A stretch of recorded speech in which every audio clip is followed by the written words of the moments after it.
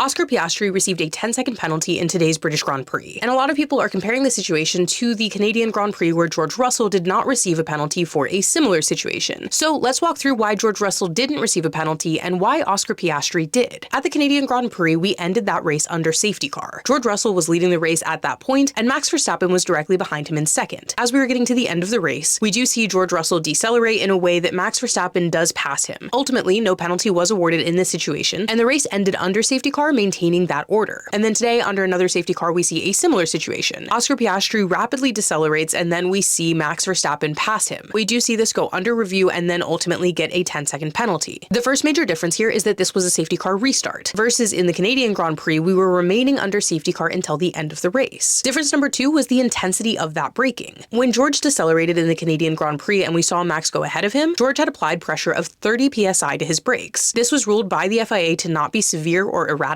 and also to be in line with all of the other laps that had been done under safety car at this point on the track. Oscar, by comparison, applied a pressure of 59.2 psi. That amount of sudden and intense braking meant that Oscar went from traveling at about 218 kilometers per hour to 52 kilometers per hour. The argument here is that had Max not taken that avoiding action, he would have crashed into the back of Oscar at over 200 kilometers per hour, while Oscar was only going 52. And to add on top of that, the other major difference was the weather conditions. And at this point in the race, we had already had a number of cars go off track and go out, causing safety cars, and we knew that the visibility was extremely low. And I think the bigger argument about this penalty is not whether or not he should have received a penalty at all, but whether the penalty was too harsh. This safety car infringement, which is driving erratically, could have given you either a 5-second penalty or a 10-second penalty. So Oscar was given the harshest amount of penalty possible for this infringement. And one argument could be that you feel it didn't ultimately change the order of the race, nobody was harmed, and 10 seconds is quite harsh. And I do actually understand that argument. I think it's fair to say that maybe that penalty should have only been 5 seconds. But on the flip side, I will say that the FIA penalties this weekend have been very harsh across the board. Oliver Bearman, for example, who is a British driver, received a 10-grid penalty for this race due to a red flag infringement, and also 4 penalty points on his license. Objectively, I think it's fair for Oscar to feel upset about this. I think it's fair for him to say that 10 seconds was too harsh. I do think it's unfair to say that this penalty handed Lando the race. I do think that the call ultimately changes our ability to know what the race would have looked like between the two of them. Because once the 10-second penalty was announced, there was no reason for Lando to put either car in danger by chasing him down. And as someone who's decently invested in either of these drivers winning, I would say that it's important to look at the facts as to why the penalty was awarded, why it was different from the George situation, and also that Oscar has benefited from Lando's mistakes before, just as Lando is benefiting from Oscar's mistake here. And what's most important to see from both of these drivers is how they come back to the track in the next race after a situation where things didn't go their way. So for you, did you feel that the penalty was too harsh? And which of these two McLaren drivers do you think is taking home the championship?